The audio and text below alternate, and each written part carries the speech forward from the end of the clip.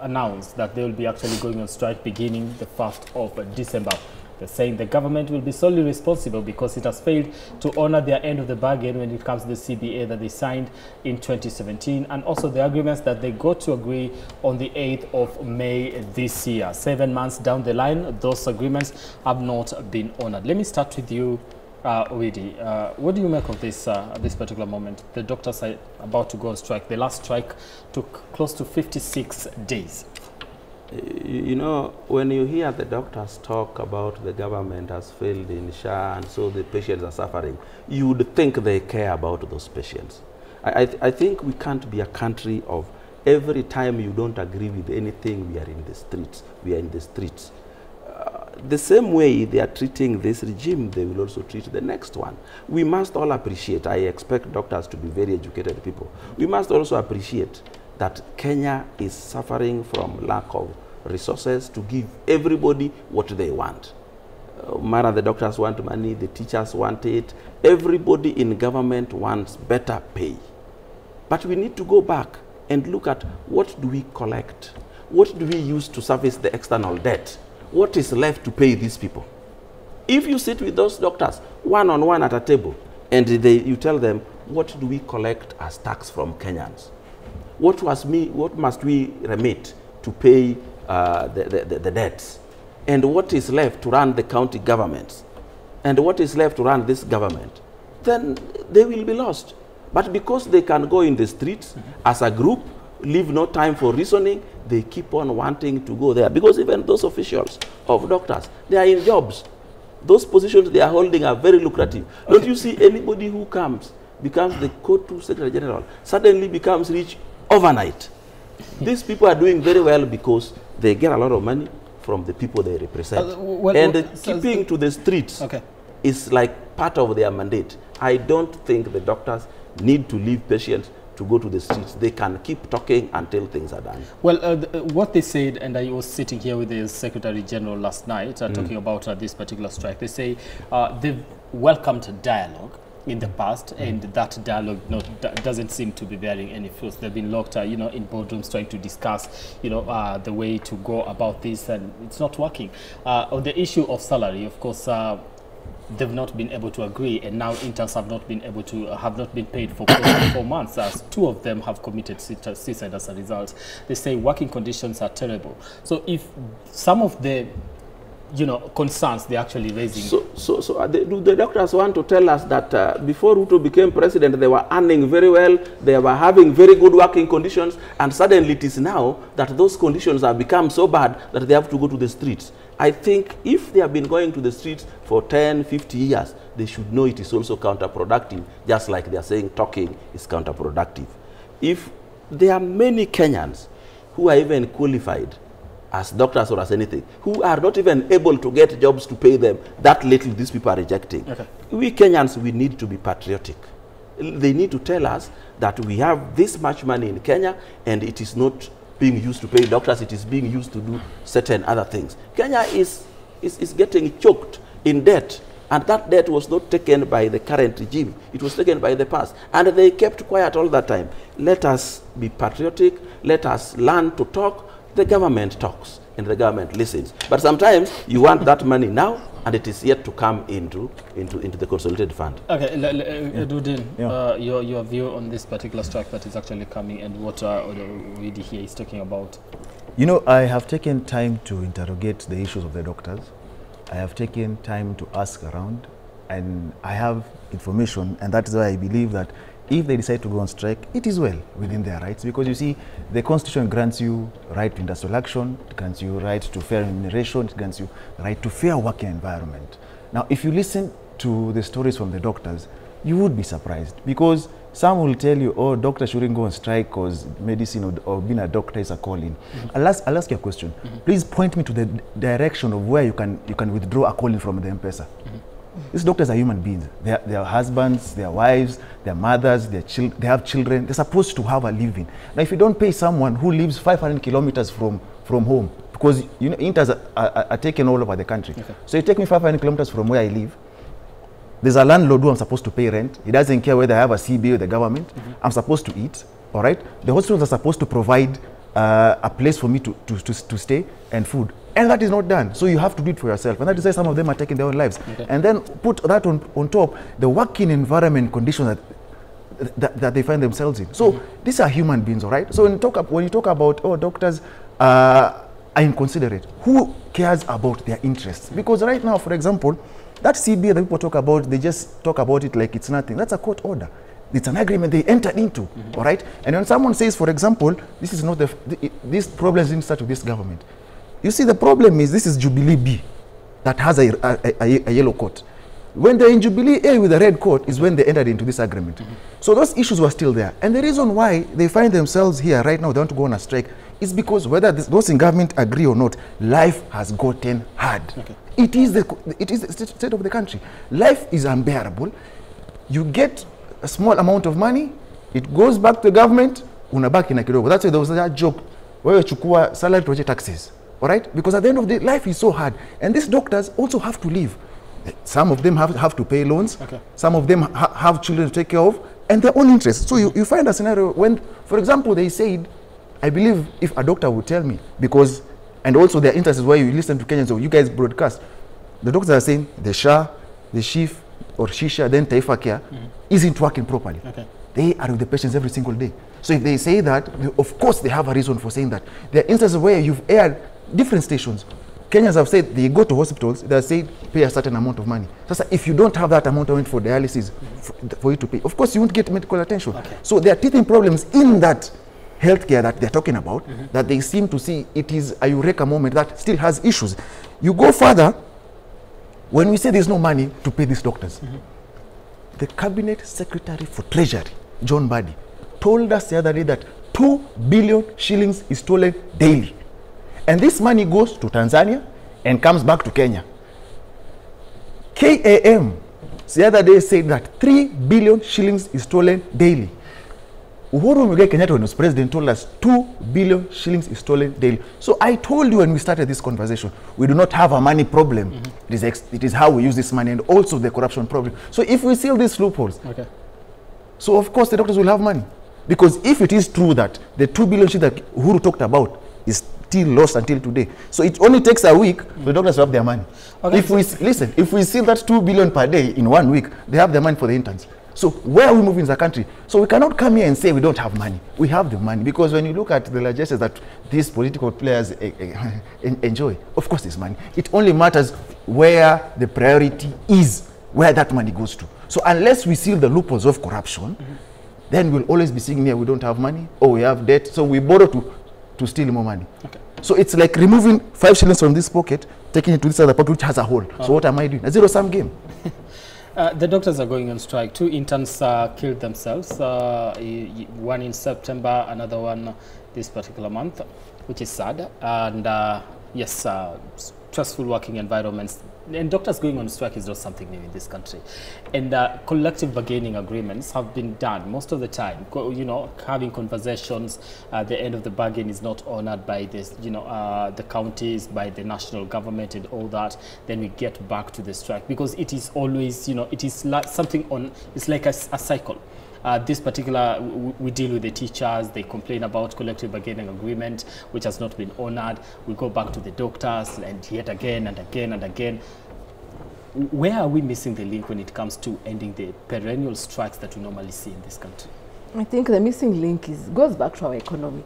If today you meet a child, and there are 8.9 million in Kenya, they'll tell you they want to be a doctor, engineer, all the careers that are absorbed in government, meaning that government is the largest employer.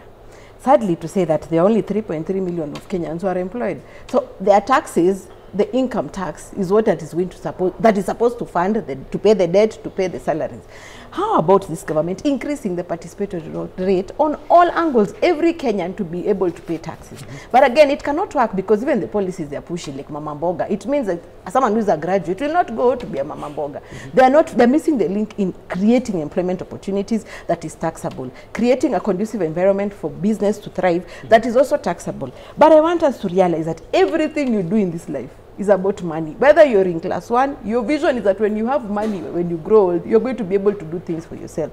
So I think the government should sit down and evaluate that from 1960, the strikes have been there. up to now. Okay. We have failed that everyone wants to work for government. Let us liberalize the economy, let guys go into different areas. But maybe one thing I think is a solution is for government to separate. Remember, government owns the hospitals, they own the infrastructure, they are the policy makers. I think they need to also, we need to come up with an idea of separating. Someone is in charge of the hospitals, someone is in charge of the workforce, and then they focus on regulation. Because remember, our constitution says highest possible standard of healthcare. Are we even getting to that highest possible standard? Sometimes you see women are saying, oh, we are sleeping 3 of us, we've had CS, you know. So we need to get to that highest possible standard. We need to focus on financing the healthcare that includes salaries. So as it is now, if the doctors, for real, if that is what that is the solution, then they have no choice, because at the end of it all, you need money to live. It doesn't matter whether you're it's a calling. You need money to live and be sustained in this life.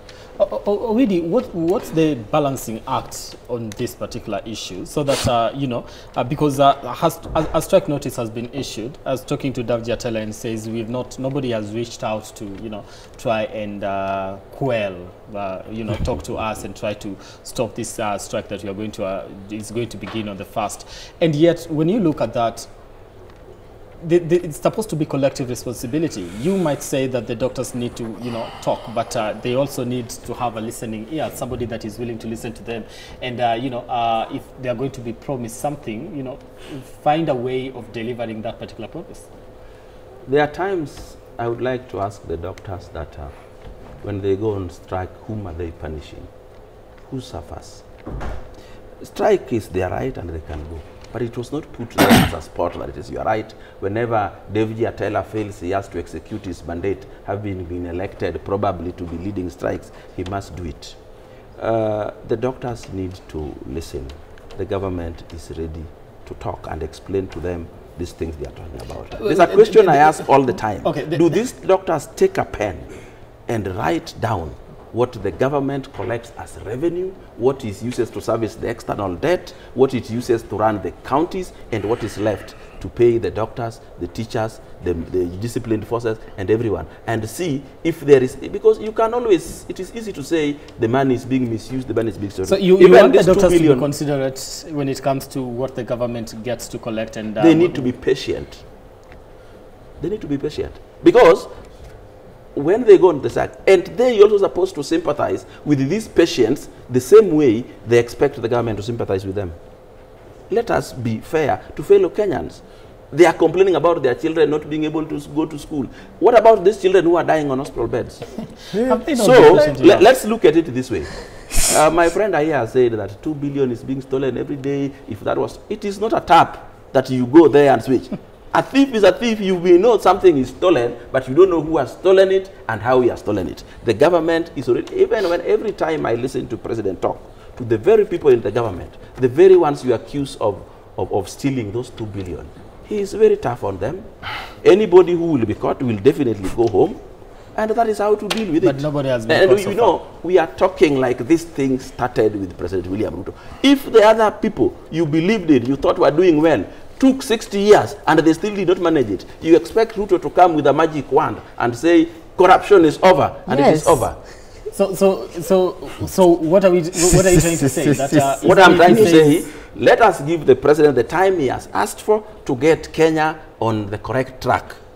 In any case, the people who made this constitution had put it that you will be in power for 5 years, and that we evaluate if the things you promised us, if the projects you have put in place are working. And you started complaining year 1. How is even somebody going to achieve? How is somebody going to take an exam when you are there as an invigilator telling him you have already got number 1 wrong? Okay, I think it comes with making an ambitious promise, so people hold you accountable to that. Yeah. Yes, I do believe that if you want to end corruption, you have to be intentional, and if you really want to, you will do it at the end of the day. You see, the sad reality is that this was not part and parcel of their manifesto or what they intended to do, because remember, they were being asked these questions on corruption and they were dodgy, and we can clearly see why. You see, when we speak about such things, people will say, oh, you know what, Nordin, you're anti-government. I'm not anti. I'm just pro-good governance, pro-accountability, and pro-constitutionalism. When you critique a government, it doesn't mean I hate the government. Nobody wants to see a government fail. But you see, we cannot condone where a government is incompetent and is failing, and we just clap for it. And when they do one small good thing, they say congratulate us. You cannot congratulate a fish for swimming. That is your job. That's your duty. That's how you're being paid. That's how you sought the mandate. So why do you want us to clap for you? When you do something minute, but 3/4 is just out of this world garbage. It doesn't work that way. Sorry for using that word. So I do believe that those who are in office need to understand why they campaign to go into office. You can't give promises and then when you get to office, oh, by the way, I can't do this, but give me some break, cut me some slack. No, you said you will do A, B, C, D. And if you can't do it, then walk away. And that is why even in marriage there's a divorce. If we cannot, it's not attainable, we divorce. Correct. And nobody said you have to finish 5 years. He just quoted 5 years. Nobody said you have to finish 5 years. The Constitution is very express. There are instances where you don't have to finish. And I'm not saying that's what will happen. It's just that when they tell us, oh, we have 5 years mandate, we have to finish. Nobody said you have to finish. Okay. The Constitution is expressed on that. So I do believe that those who sought office, not just the president, even your MPs who we have lost them to the executive. Our MPs, our MCAs, our governors, our senators. If you're not working, my friend, you sought a mandate from the people. If you're not working, you might as well stay home. So we cannot condone laxity, incompetence, and lack of accountability for telling us, give me time to do what? If a good idea, there's this saying, a good idea can be seen in a few minutes. If 2 years in, and you're still trying to get a footing, and you're still trying to show us that you can do something, what will 5 years do? I heard the other day, the court USG saying that we remove term limits for what reason? This is not court. This is a country that you have a term, you go home. We cannot have a scenario where those who think that because we have failed, now let us put it on you people for asking us questions. Okay. We ask questions on accountability because you gave out a manifesto. Right. So we'll ask you as per your manifesto. Right. And if you're not working, my friend, park NPO box home. Justina, if you would have made to be in government at this particular moment, how long would you have expected us to give you before we start holding you accountable to the promises you had made? Progress is felt on the ground. And let me say first that the reason why maybe it feels like we are being very brutal to this government. But remember when they came in, there was this mood of revolution. There was this movement mood. So people felt like, you've given us the answer. The problem is dynasty sour. So you give us that life that you're promising us. So maybe people are harsh or they're expecting so much of them because the movement was there. It's only that they're coming off like they're failed in delivery. But how long would they have expected? Maybe for me, the KPI is, have I delivered on this, and this? Because some things, you cannot say that this is the timeline. I might go there and the other dynamics. But I want Kenyans to understand that going forward in any elections, kindly ask on deliverables, the KPIs that you're telling us healthcare, we are going to deal with doctors, bus. Tell us where you're going to get the money. We want to see delivery, because when we say, give me 1 month, and then I don't deliver on it, you're going to start saying, oh, add for me time. So let's stop focusing on the timelines. Let us focus on actualized deliveries and KPIs. I think that is what will help this country. As it is now, we are not chasing a particular vision, and that is what I want to tell Kenyans. And that is why you're hearing someone who tell us, oh, 2 years is a short time to have impact. We do not chase a particular vision, because sometimes even if they knew, they would have even chased the Vision 23 one if others was not working. At least guys would have seen, this is what we said in Vision 23, the Kenyans said, and this is the delivery. So I think timelines is risky as a politician, but as long as you give actual deliveries, then that time someone will say there's success. There's something he mentioned about when it comes to fighting graft. That people have been here for the past 60 years. They've been unable to do that. President Uhuru Kenyatta spoke about 2 billion being lost, and yet again, we're seeing CS Badi coming out and saying, but the 2 billion is being lost. You know, all this time, nothing is being done about graft. Is there political goodwill? What exactly is the missing link when it comes to the graft issue in the country? I think lack of political goodwill one. Remember, EACC is a constitutional body. Why do they say, most of the people who at EACC say that their hands are tied? I'm looking forward to the day the president will say, I don't care what EACC does, I'm not a friend. Whatever EACC does, I'm beyond that. But I think the biggest problem, Brian, is the fact that only in politics, only in government is where there is money. There is lack of opportunity. So the higher the demand for those opportunities, people are willing to do anything to be in government so that they can eat the public money that is collected as taxes. Someone is willing to bribe their way out. Someone is willing to bribe for a tender. So we need more opportunities so that we reduce the demand for being in government to eat money that is there. All right. I'm running out of time. I think I'm going to give you each a minute for your final remarks. So we may start with you. I think Kenyans, especially those who call themselves Gen Zs, are just being logical, but they are not realistic. They are arguing without putting facts. Do you have an issue with the Gen Zs? You've been hitting them harder. But I have them here and they are telling me about me being old. So I'm telling them, so how do I argue with those who are not here? Okay. I'm arguing with those who are here with me. Okay. What I'm trying to tell you, they are being logical. Logic is easy to get everywhere, but we need to be realistic. Okay. We need to be factual. We need to get facts, figures, and dates, and then we argue from there. Okay. Because some of the things they are saying have been with us for ages, and most of them were there even then, but they kept quiet. So all I am seeing today is somebody is mobilizing what we are seeing today. And sometimes you can be mobilized and you don't know. There are times you can be in jail and you don't see the walls of the jail. You think you are free. Okay, finally. I will say that in the same spirit that those in the United States of America under Trump said they would want to make America great again, I do believe that you can make Kenya great again, and Kenya can actually work moving forward. Those who feel that they are being critiqued, courtesy of this government, I'll just give them a song so that they understand the scenario. There's a song by Morgan Heritage where they say there's nothing to smile about. That is the state of the nation, not what they want us to tell them is or what they expect. Okay. The state of the nation is there's nothing to smile about. As to education, as to healthcare, as to employment. Right now, yesterday I was seeing Carrefour, or whatever you have to pronounce it, Kisumu saying they're shutting down. And when you ask those questions, head of economic advisors tells you that's a middle class problem. Middle class are not Kenyans. Okay. So at the end of the day, I believe that this government has time, 3 years they have time. If they fail to do that, if they fail to up their game, they then show us that indeed those of us who feel and think they're incompetent, then they are incompetent. All right, so Nordin says we need to make Kenya can work. Somebody is trying to make Nairobi work. I don't know if that is working. For me, what I'll tell government is that their successes are felt on the ground. They are not spiritual that we can't see. We can feel them, we can feel them. Finally, I want to remind Kenyans, we have political freedom, we have social freedom, but what we lack is economic democracy. They should start focusing on that direction. Okay. Thank you so much. Of course, Justina Omai, thank you so much for making time. Odo Widi, thank you so much. I always appreciate you here. And Nurdin, of course, thank you so much for coming. Somebody says, Amoski Maitu says, tell us if it's realistic Gombo to be given 10 billion for campaign for AUC in his sunset days. Okay, this government only understands the language of strike. During Kibaki's time, corruption was tamed down. Bladder-based government. This I love reading that. So I believe there was one more here. Let me just get that as I wind up and bid you goodbye. Okay, you can't fight tribalism, but you can fight a negative ethnicity. That is Amos Hunja on Facebook, of course. Yes, sir. Those are just some of your feedback here as we continue this particular conversation. Thank you so much for trusting us to bring you up to speed with what is happening in the country and also taking a review of the week. We're looking at the political front and also some issues that are affecting the nation. That does it for me here on the program. See you when God says we do this again. Have yourselves a lovely day.